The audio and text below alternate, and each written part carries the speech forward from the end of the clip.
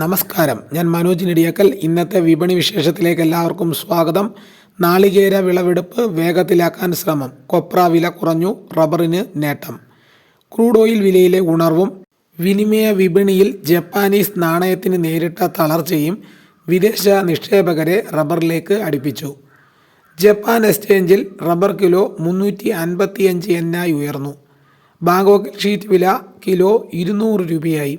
വിദേശത്ത് നിന്നുള്ള അനുകൂല വാർത്തകൾക്കിടയിൽ കൊച്ചിയിൽ 4ാം ഗ്രേഡ് ഷീറ്റ് വില കിൻഡലിന് 19,700 രൂപയിലും 5ാം ഗ്രേഡ് 19,200 രൂപയിലും ഇന്ന് ഉച്ചയ്ക്ക് വിപണനം നടന്നു. നാളികേര മേഖല വിളവെടുപ്പ് പരമാവധി വേഗത്തിലാക്കാനുള്ള ശ്രമത്തിലാണ്. കൊപ്രയ്ക്ക് വ്യാവസായിക ആവശ്യം ചുരുങ്ങിയത് തുടർച്ചയായ ദിവസങ്ങളിൽ വിലയെ ബാധിച്ചു. തമിഴ്നാട്ടിൽ ഇന്ന് 200 രൂപ കുറഞ്ഞ് 17,050 രൂപയിലേക്ക് കൊപ്ര വില ഇടിഞ്ഞു. അതേസമയം കൊച്ചിയിൽ വെളിച്ചെണ്ണ കൊപ്ര വിലകൾ ഇന്ന് സ്റ്റഡി നിലവാരത്തിൽ നീങ്ങിയത് സ്റ്റോക്ക് എടുക്കുന്നവർക്ക് പ്രതീക്ഷ പകർന്നു. ഉൽപാദന മേഖലയിൽ രാവിലെ നടന്ന ഏലക്ക ലേലത്തിൽ എത്തിയ 74,219 കിലോയിൽ 71,581 കിലോയും വിറ്റഴിഞ്ഞു.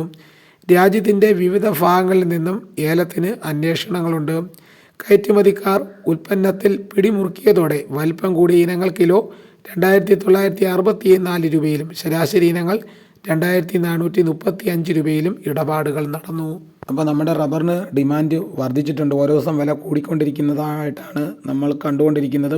ഇന്നും ഉച്ചയ്ക്ക് ഞാൻ ഈ വീഡിയോ ചെയ്യുന്ന സമയത്തും റബ്ബർ വില കൂടിയതായിട്ടാണ് കാണിക്കുന്നത്. വൈകുന്നേരം എന്തായി തീരുമെന്നറിയില്ല.